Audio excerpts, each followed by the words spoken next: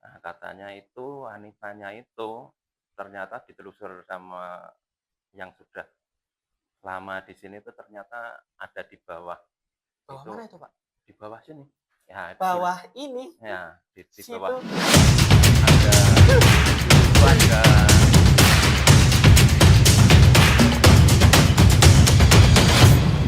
Halo semuanya, kembali lagi ke podcast SNS season kelima, episode kedua Snoop and Scoop.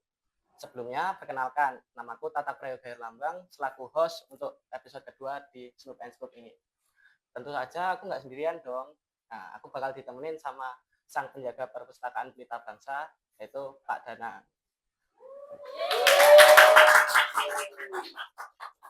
Apa kabar Pak Danang? Baik. Nah, Pak Danang ini dari bekerja di sini tuh dari tahun kapan, Pak? Saya bekerja di SMA Godian ini tahun 2007 sampai hari ini. Berarti 18 tahun. 18 tahun.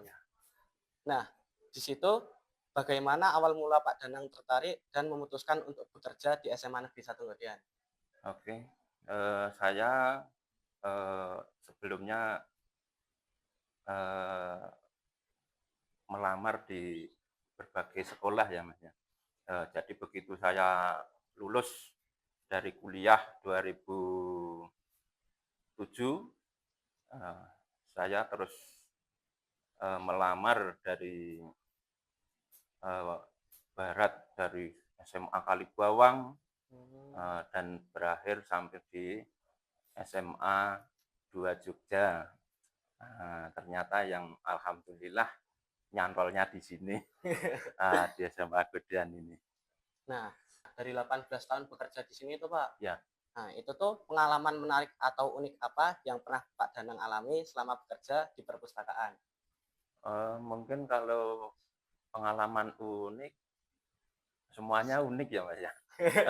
Mungkin dari siswanya, gurunya, ataupun anggota-anggotanya sih menurut saya unik lah. Eh, nggak ada yang ya biasa lah untuk saya.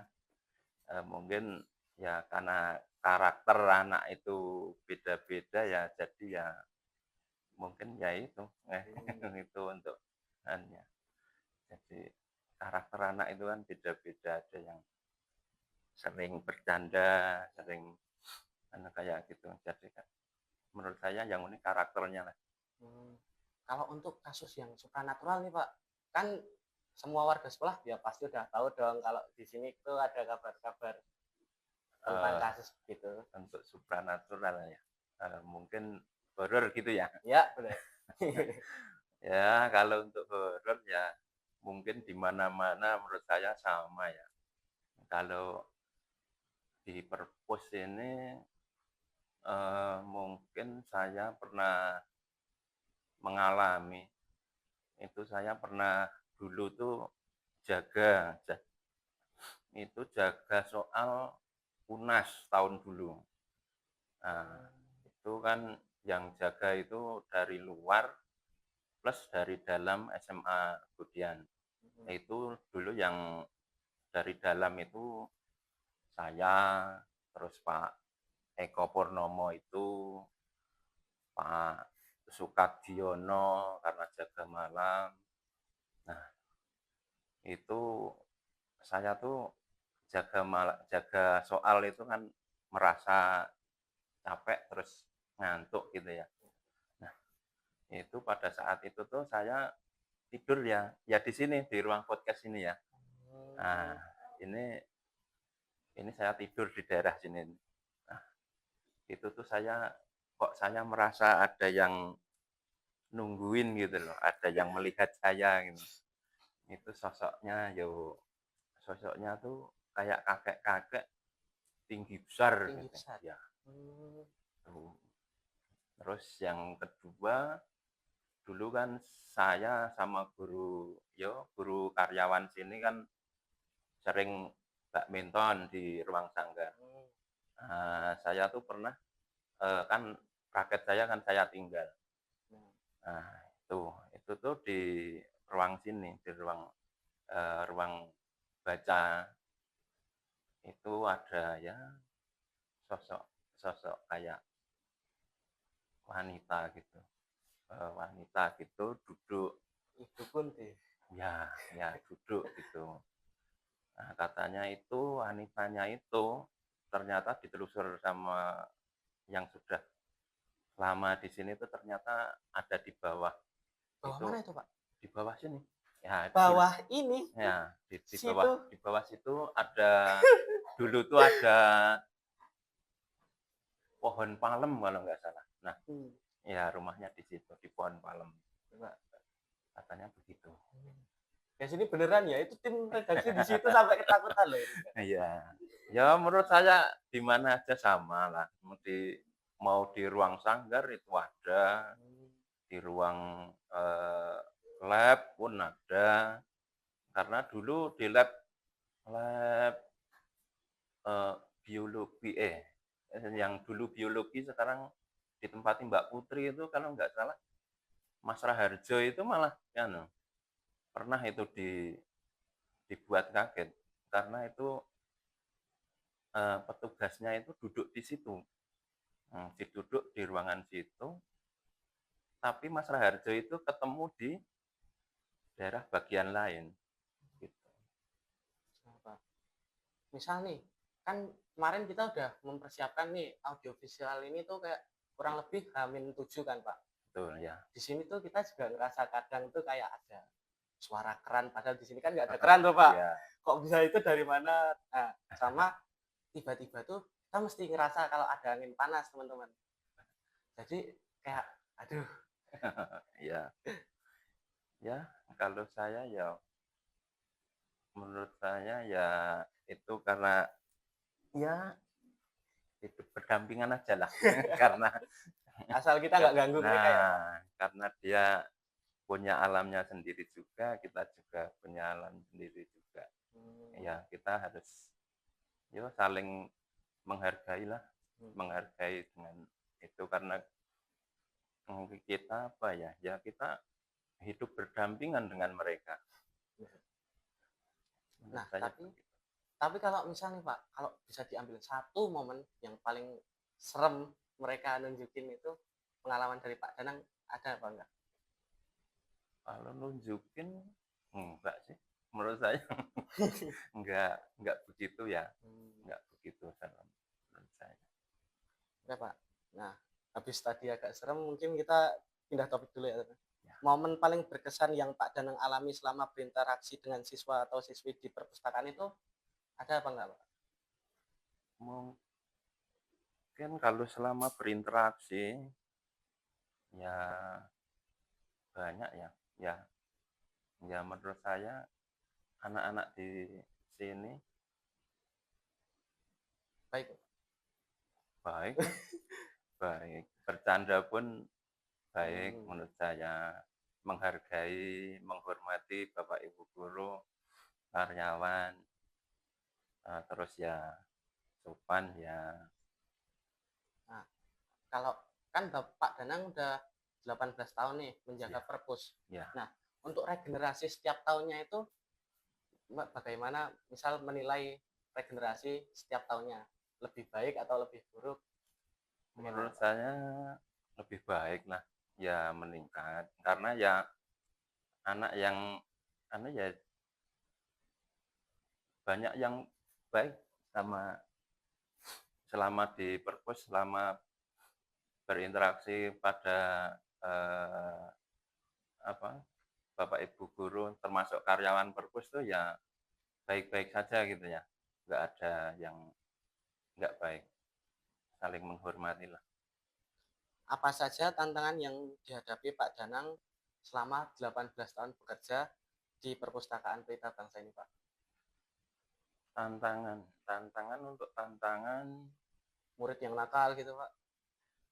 Mas Nobel, Pak. Nobel ya mungkin apa ya tantangannya mungkin bagaimana saya memajukan perpus ya. Ya mungkin tantangan saya itu karena eee apa, perpustakaan itu kan lambat laun berkembang lah, lebih maju. Kan nggak mungkin, perpus stuck di situ. Dulu kita perpus itu isinya buku semua. Nah, sekarang kan ada yang namanya e-book, ada bahan, eee, buku yang buku kayak jurnal-jurnal kayak gitu. Nah, kita kan belum punya, mungkin bagaimana kita menambah itu, mungkin tantangannya itu menurut Bagaimana saya. memodernisasikan Iya, betul. perpustakaan Pelita Bangsa itu ya, Pak? Iya, biar menjadi digitalisasi gitu ya, memodernisasi itu, biar kita tidak tertinggal dengan perpustakaan lain. Hmm. Kalau anu Pak, pendapat Pak Danang tuh mengenai minat baca siswa tuh gimana Pak? Untuk SMA Kudian, minat baca menurut saya sudah, agak baik ya, meskipun saya, untuk apa, minat pinjaman buku, dari pinjaman buku aja masih rendah ya. Hmm. Ya mungkin saya berpikir positif, oh mungkin anak ini beli buku atau gimana, jadi nggak perlu ke perpus pinjam begitu. Hmm. Ya kalau menurut saya sudah bagus. Cuma perlu peningkatan aja lah untuk minat baca. Hmm. Kalau misal dari tahun ke tahun tuh Pak, Ya, itu tuh minat bacanya kalau menurut Pak Danang paling tinggi itu ada di kapan Pak? minat baca paling tinggi mungkin dua 2 tahun, jadi tahun berapa ini? Ini 25. 2025, ya sekitar dua tigaan lah. Hmm. Karena kan setiap pagi ada literasi ya. Oh ya. Jadi dulu itu ada literasi setiap pagi. Jadi anak diwajibkan membaca, terus setelah membaca itu harus meresensi, jadi apa yang Nah, dibaca itu dituangkan dituangkan dituangkan kertas itu ya. dilaporkan pada guru bahasanya, jadi begitu. Hmm. Sekarang kan sepertinya tidak lagi. Udah berhenti ya Pak? Heeh, entah berhenti, entah kalau dulu gitu. Itu Jadi anak membaca terus setiap pagi, terus hasil yang membacanya tadi dituangkan di itu dan dilaporkan ke guru bahasa. hmm. Kalau gini Pak, ini kan sekarang kita tuh punya misal generasinya kalau dulu milenial. Nah, Ya, kita kan Gen Z nih Pak. ya, Menurut Bapak kalau buku-buku kayak novel zaman sekarang itu kalau buat di koleksi di perpustakaan Pelita Bangsa tuh bagus atau enggak Pak? menurut saya untuk Gen Z, Ya. untuk buku novel-novel sekarang masih bagus ya. Hmm. Terutama, punyanya Terelie kayak gitu, itu masih masih bagus. Terelie, terus kayak, siapa itu yang Bumi Manusia itu siapa? Bumi Manusia. Siapa Heeh, tuh? itu Bumi Manusia itu, eee, Merah ya putih. Bumi Manusia, terus Hmm. Anantatur gitu loh. Ya, Ah, tur. Oh. betul. Nah, Agatha Christie itu juga bagus, Hmm. kayak kayak gitulah. Itu masih masuk menurut saya. Kalau misal nih Pak, kita tuh bosen nih novel terus. Mhm, Kita pengennya ada yang ada gambarnya. Biasanya mhm, kayak kita tuh sukanya baca komik. mhm, Jadi kayak buat novel tuh kita ngelihat buku aja udah males gitu. ya, Apalagi buka, apalagi ya, baca.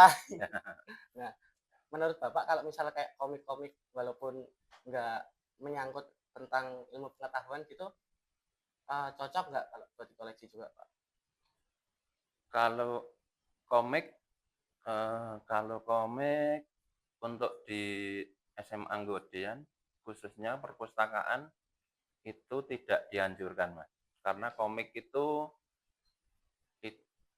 adanya di SD, sekitar sekolah dasar, bukan sekolah menengah ya. Kalau Jadi komik ya, kita udah harus sadar sama apa yang kita butuhin gitu ya ya, Pak. betul. Karena kita udah tidak ke situ lagi. Jadi kalau komik kayak gitu tuh sudah itu posenya pose sekolah dasar, bukan untuk sekolah menengah. Nah, Gitu. kalau Pak Danang nih menanggapi sama perpustakaan digital. Nah, itu tuh Pak Danang melihatnya sebagai peluang buat kita siswa Iya, meningkatkan minat baca betul. atau malah menjadi tantangan karena itu teknologi itu, Pak. Menurut saya kalau untuk digital bagus ya menurut saya. Karena semuanya besok basicnya akan digital. Kita pun sudah merintis itu dengan mengadakan perpustakaan digital yang melalui kemarin yang kita langgan itu dari Edu. Ya itu dari Edu itu kan wujudan dari itu, dari buku yang di PDA digitalkan itu.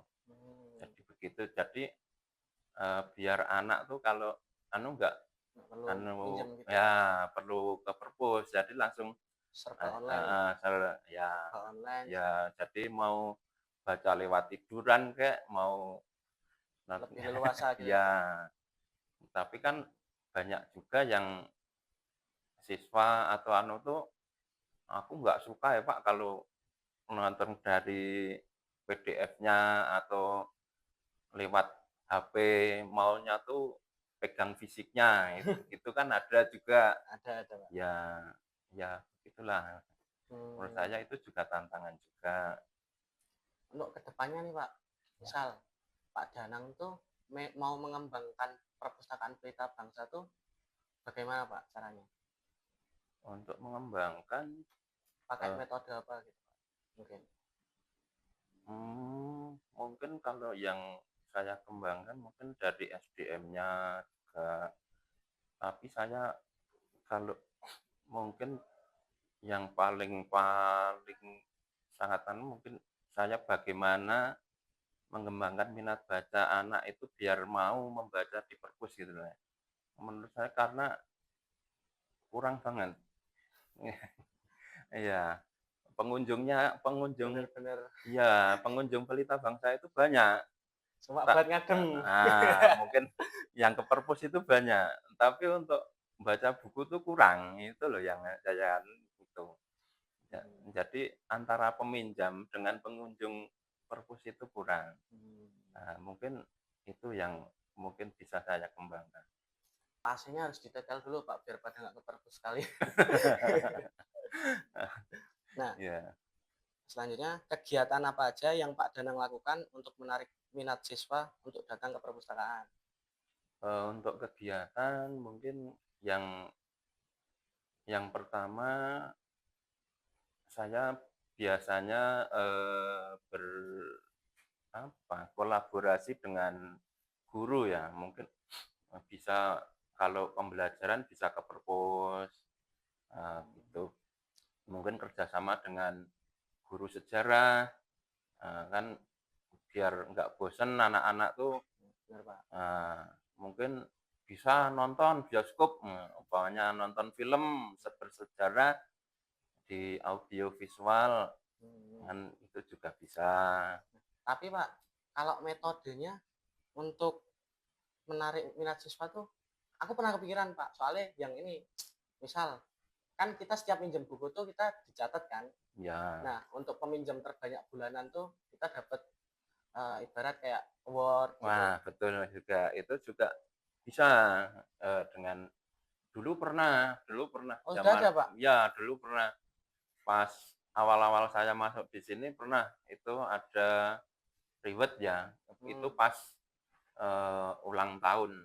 Itu pas ulang tahun SMA Budian. Yang ke? Nah, itu kita masukkan di situ. Jadi kita nimbrung di situlah. Jadi terus itu nanti dari perpus itu nanti diambil 1, 2, 3 itu pengunjung terbaik, pengunjung terbanyak dan peminjam terbanyak. Itu pernah. Itu terus setiap minjam buku dikasih apa ya kayak souvenir pembatas buku kayak gitu untuk menarik itu. Terus yang kemarin ada usul, Mas, mbok lek neng perpus dikai ben kaya bank kayak permen gitu. Wah, oh ya, saya tampung usulannya gitu. Direalisasikan benar ya Pak? Ya, Saya ngambil ya, soal itu. ya. Nah, Wah, masuk. bagaimana peran perpustakaan dalam mendukung kegiatan belajar mengajar di SMA Negeri 1 Median, Pak? Kayak ini kan apa ya? Kita tuh seringnya kan sekarang belajar di kelas. Lebih ke apalagi ini Kumar kan, Pak. Ya tahu tugasnya yang benar-benar wah, gini. Nah, itu tuh kan kita jadi jarang benar-benar dengan tugas yang menumpuk kayak gitu tuh. Kita mau mengikuti materi aja kita udah kewalahan, Pak. Nah, gimana kalau perannya itu berarti jadi nggak dong, kurang efektif perpustakaannya. Ya. Untuk peran perpus yang pertama bisa untuk menambah informasi ya, untuk perannya. Terus kita menyiap buku kayak gitu juga peran perpustakaan itu memfasilitasi biar bagaimana siswa itu ke perpus mencari informasi itu mudah kayak gitu. Mungkin anak bisa bertanya melalui searching kayak gitu kan juga ya. Nah, misalnya Pak, kan ini aslinya nggak semua orang, cuma kayaknya ada beberapa gitu kan yang nggak sengaja tuh udah kena penampakan kayaknya. Nah, itu tuh jadi mereka takut ke perpus. Nah, maksudnya kena penampakan gimana? Ya itu Pak, kita tuh nggak sengaja misal ada cerita dari kelas F gitu, mereka ada yang naik itu dan ketemu sosok yang ada badan, ada kepala. Wow. Wah, malah nggak ngerti deh kayaknya. Malah baru tahu, Pak Danang baru tahu. Belum tahu kalau itu. Benar Pak, Bapak 18 tahun belum, tuh. Iya, belum tahu. Di sini. Belum tahu kalau ada sosok gitu. Belum tahu saya. Kalau untuk sosok ada badan tapi nggak ada kepalanya itu saya belum tahu ya. Kalau itu belum tahu, bener belum tahu. Karena yang ya berarti itu, yang pernah nampakin ke Pak Danang tuh yang kayak bapak-bapak tinggi besar sama ya kalau yang tinggi besar itu di sini ya, karena saya posisinya sama itu tidur di sini. Kalau di sini di sebelah ini ruang baca itu karena saya kan itu lebih larut dari jam berapa ya? Jam 1 pagi ya. Itu saya naruh raket. Nah, raket dari karena olahraga badminton itu. Itu kalau yang ini tinggi yang badan tapi saya belum tahu. Soalnya katanya di lab ini Pak, yang sebelah sini, sebelah utara. Berarti belum tahu ya. Pak Danang cuma tahunya yang Ibu Kunti sama. Kalau yang ini bukan Ibu Kunti ya, malah sosok peri ya. Sosok peri? Iya. Maksudnya gimana itu Pak? Karena kalau dia datang itu wangi. Oh, kalian ada yang tahu nggak kalau bau wangi?